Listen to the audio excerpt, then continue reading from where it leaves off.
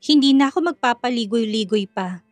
Ikaw bang nag-utos sa anak ko na gawa ng issue at bigyan ng problema ang pamilya mo? Tanong ni Mrs. Sanderson kay Zenaya. Kasalukuyan silang nakaupo sa isang maliit na mesa. Sa harap nila ay isang tasa ng kape mula sa Ikagay Cafe. Nakasuot si Zenaya ng isang simpleng dress na may kahabaan at sandals na 2 inch lamang ang taas. Simple lamang ang makeup nito, ngunit sobrang ganda pa rin. Dumagdag pang mga ngiti nito na nagpapaliwanag sa aura ng babae.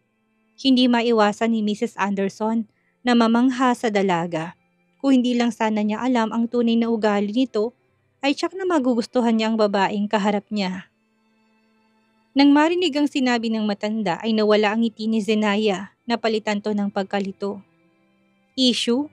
Problema?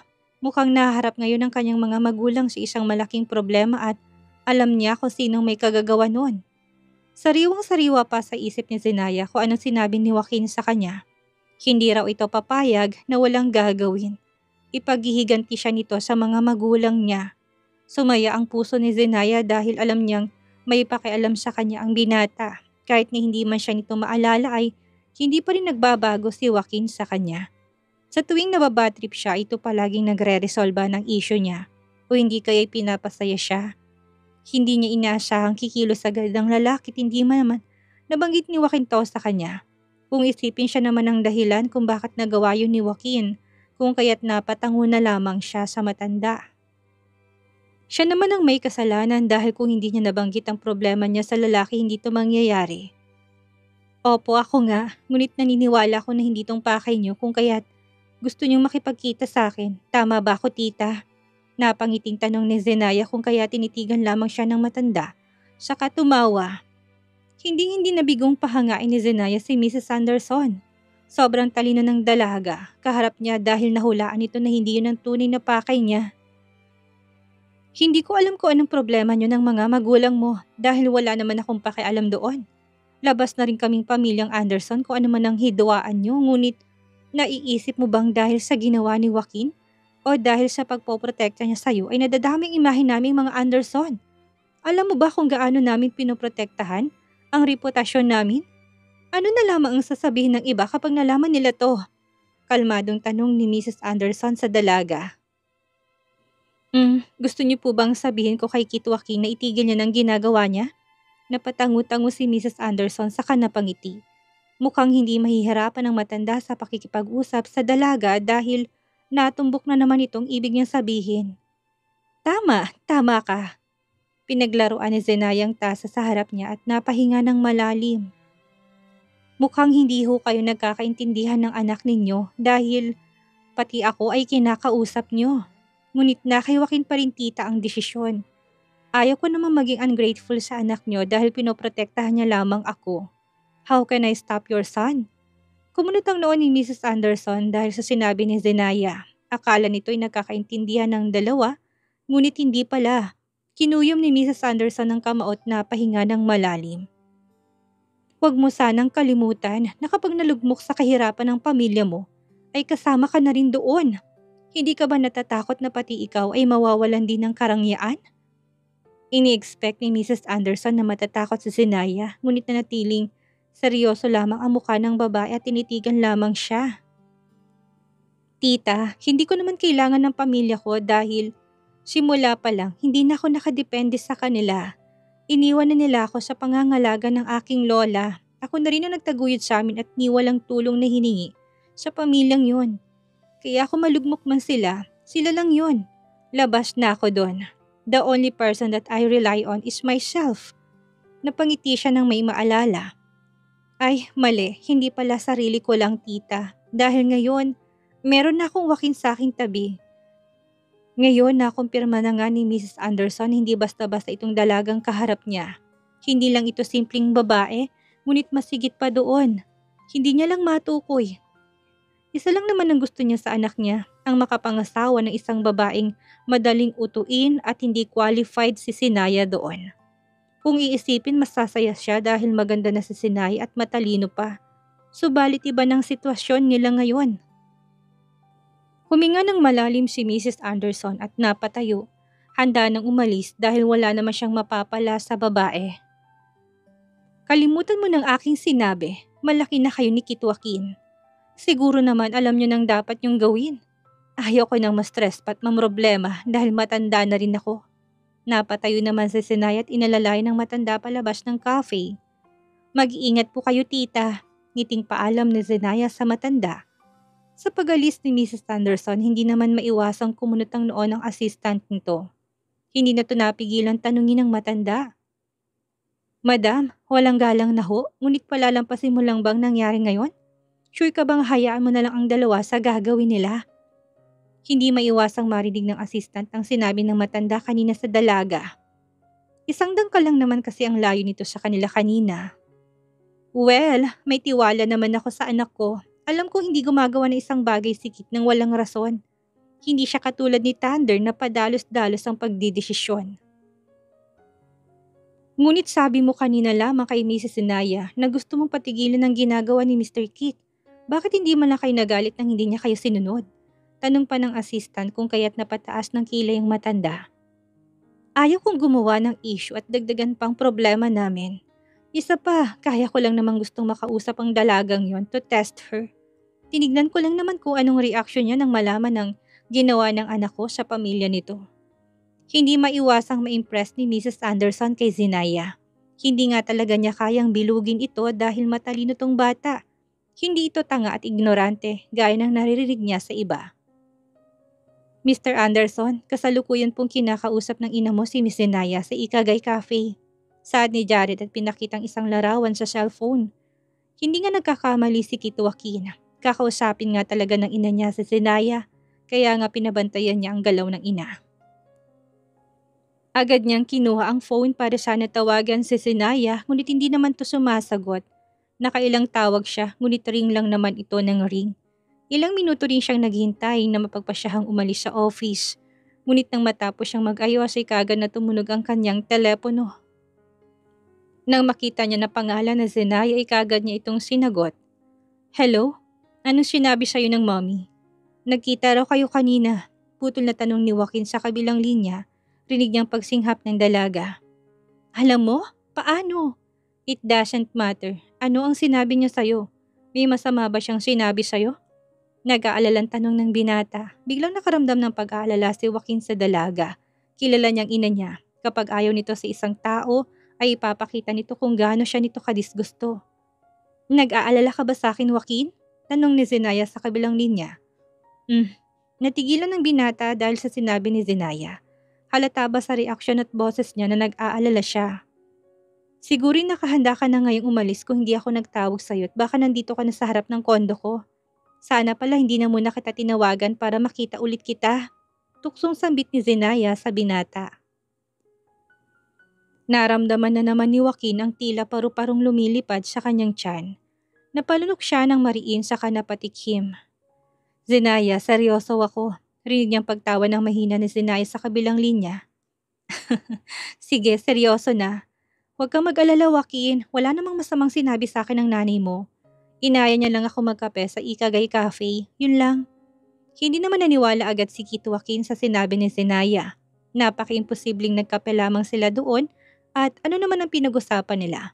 Malamang may rason kung bakit inimbitahan ng kanyang ina ang kanyang magiging asawa upang magkape. Sinabi ba ng mama na layuan mo ko? Seryosong tanong ni Joaquin sa dalaga. Inisip niya na baka binigyan ng kanyang ina si Zenaya ng pera para lumayo ang dalaga sa kanya.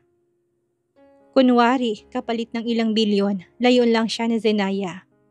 Rinig na rinig niyang halakak ni Zenaya sa kabilang linya kung kaya't napasimangot siya. Hindi naman siya nagbibiro. He was serious about his question. Iniisip mo bang binigyan ako ng pera ni tita kapalit ng paglayo ko sa'yo? Mukhang mahilig kang manood ng mga drama sa TV, Joaquin. Hindi ko yun alam Base sa halakak at reaksyon ngayon ni Zenaya, ay wala nga talagang ginawang masamang ina niya dito. Napahinga siya ng maluwag. Mabuti naman. Hindi ako nanonood ng ganoon. Sa mansyon ng mga natividad. Luke, apo, magbihis ka na't may pupuntahan tayong importanteng tao. Utos ng general sa apong si Luke. Napakunot naman ang noo si Luke dahil sa sinabi ng lolo. At saan naman tayo pupunta, Lo? Bakit pinapabihis mo ko ng formal? Bakit pala nakasuot ka ngayon ng suit at may a-attendan ba tayong party? Nalilitong tanong ni Luke. Bibisitahin natin si Dr. Santiles. Sambit ng general kung kaya't naging maliwanag ang mukha ni Luke. What? Si Dr. Santiles? Bakit ngayon mo lang sinabi sa akin, Tulo? Sana nakapagpagupit ako sa salon. Nasa Manila rin ba nakatira ang doktor? Tanong ni Luke. Napailing ang general dahil sa dami ng tanong ni Luke. Ang dami mong tanong, apo. Malalaman mo na lang mamaya. Mag-ready ka na. Benji, pakitawagan ng pamilyang Santiles. Sabihin mong pupunta na tayo sa kanila. Tumango naman ang assistant ng general at tinawagan ng landline ng pamilyang Santiles. Sa kabilang banda, sobrang busy naman ng pamilyang Santiles sa paghahanda sa pagbisita ng general sa mansyon. Utos dito, utos doon ang ginawa ni Matilda sa kanilang kasambahay. Ang kurtina natin, napalitan niyo na ba?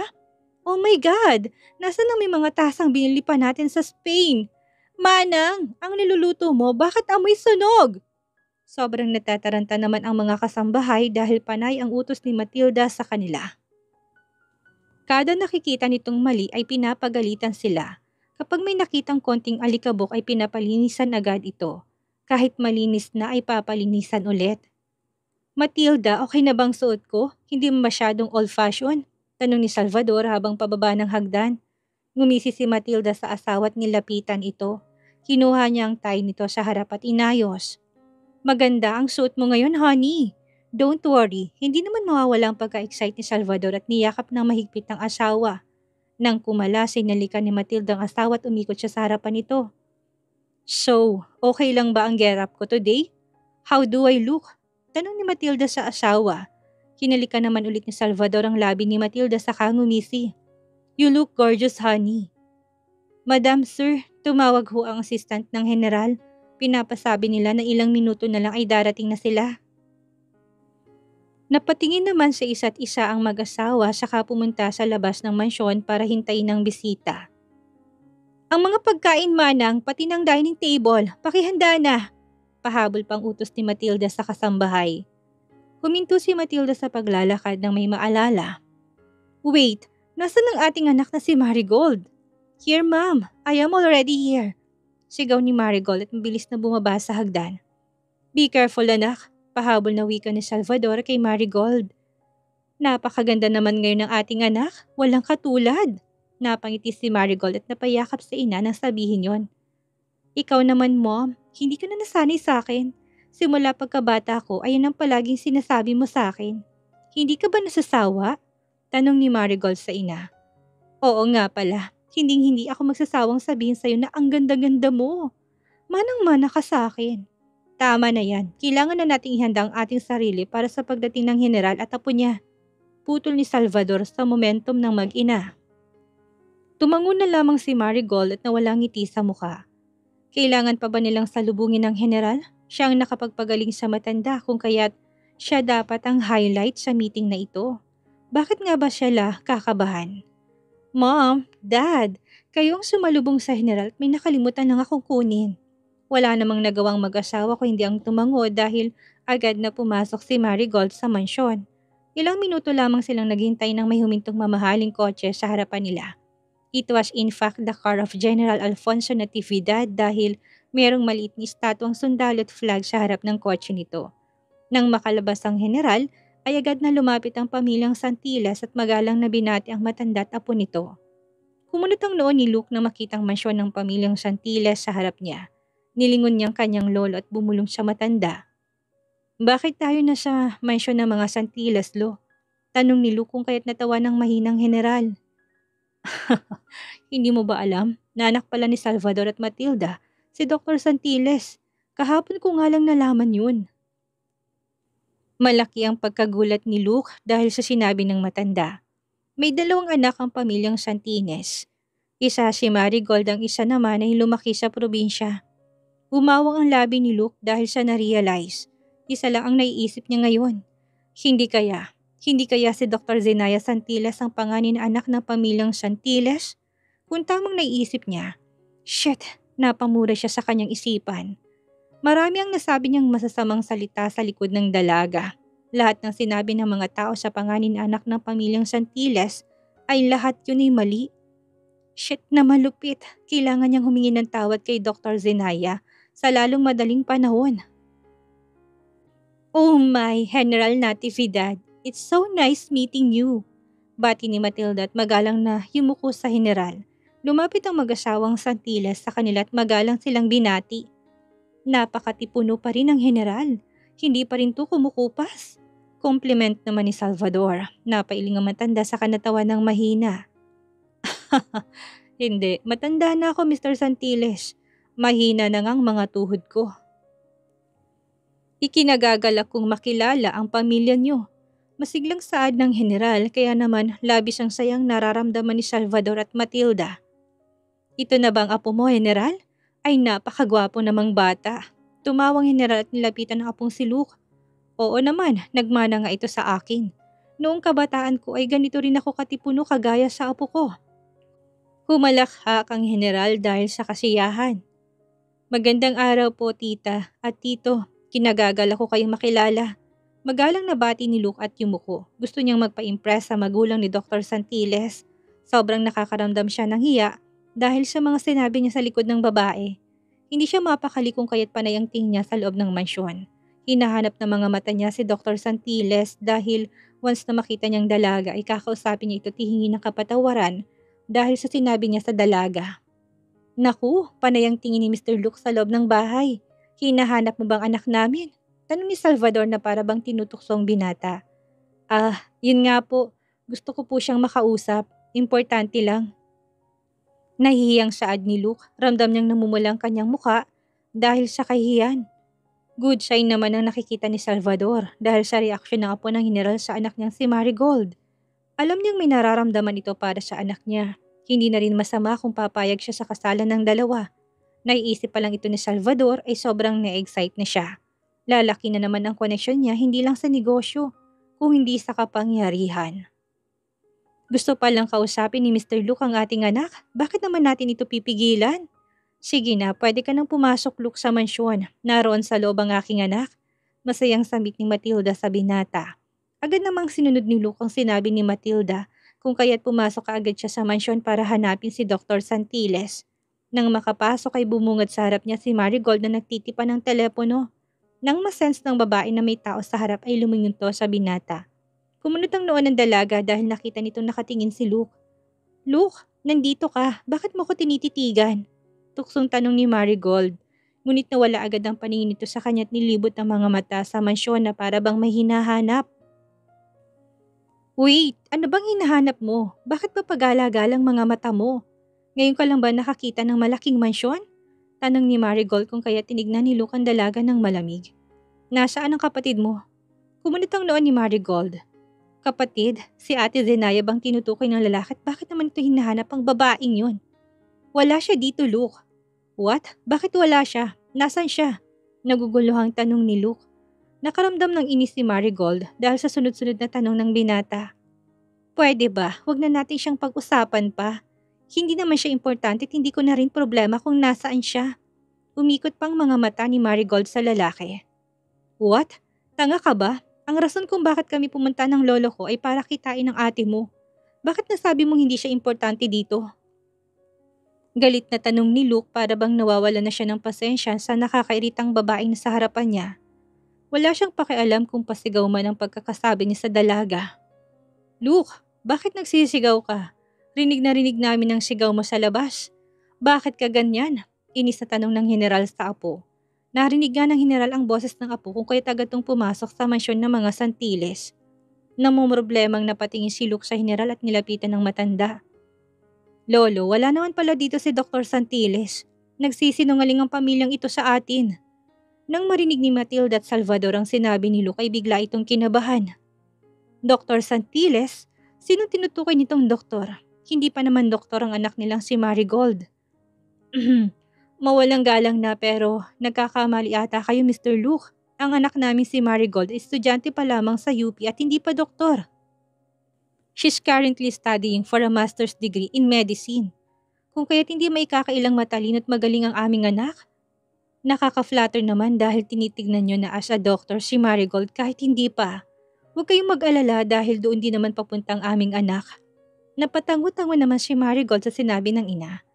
Tamang Mommy General, nabalitaan ko hindi pa rin gumagaling ang sakit niyo sa paa. Kung alam ko lang noon ay binigyan na kita ng mga supplements at herbal medicine para pagalingin ang sakit ninyo. Sana ibinigay ko na yun sa inyo hindi bilang regalo ng birthday niyo.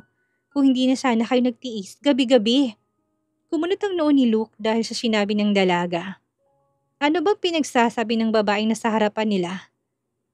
Anong supplements? Herbal medicine? Hindi yan ang nagpagaling sa sakit ng lolo ko kung hindi ang special treatment lang ni Dr. Santiles. Nahihibang ka na ba? At sa pagkakaalam mo yung neregalo mo? Naalala kong binigay ko yun sa mga kasambahay namin noon. Ngayon napangisi si Luke dahil bigla siyang may narealize. Kaya pala ganyan ka mag-iinasta. Dahil lang nasa isip mo, pinagaling mong aking lolo sa sakit?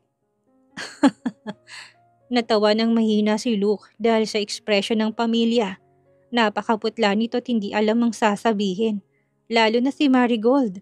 Biglang naalala ni Marigold ang kapatid niya noong birthday ng general. Posible kayang ito ang tinutukoy nilang gumagamot at nagpapagaling sa sakit ng matanda? Napaka-imposible.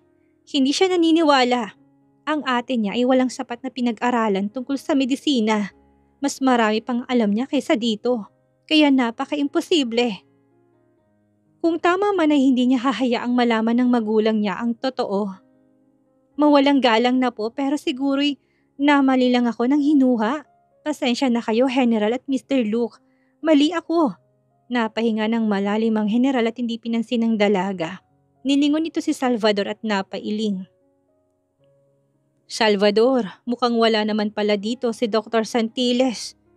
Hindi na namin kayo istorbohin pa. Tumalikod na ang General sa kanilingon ng apo. Halika na apo, umuwi na tayo. Malaki ang kahihiyang nararamdaman ni Salvador dahil sa nangyari. Hindi niya alam ang gagawin ngunit nang maalala niyang pinangako ng General sa kanya kahapon ay agad niya itong hinabol. General, tungkol ho sa napag-usapan natin kahapon. Tungkol sa aming resort. Agad na pinutol ng General ang sasabihin niya at nagsalita. Huwag na muna nating pag-usapan yan, Mr. Santiles. Wala na rin ako sa mood na pag-usapan pa ang sarili niyong problema. Dahil kaya sa nangyari, malaman kaya na mag-asawang Santiles na si Zenayang doktor na tinutukoy ni Luke na nagpagaling sa General? Ano ang gagawin ng mag-asawang Santiles ngayong napornada ang tulong na inasahan nila sa General? Yan ang ating aalamin sa susunod nating kabanata.